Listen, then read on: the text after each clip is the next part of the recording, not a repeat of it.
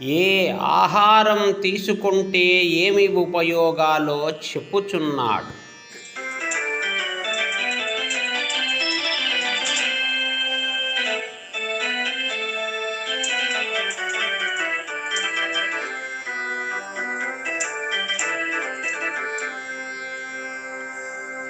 ఘృతేన వర్ధతే బుద్ధి క్షీరేణాయుష్యు వర్ధనం.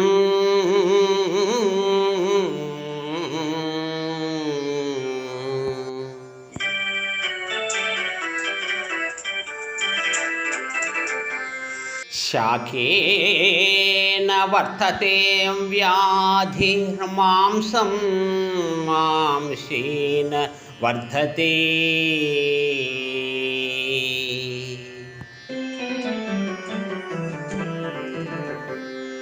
నెయ్యి ఆహారములో తీసుకొనుట వలన బుద్ధి పెరుగుతుంది.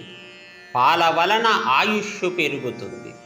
కాయగూరల వలన రోగాలు దరిచేరవు.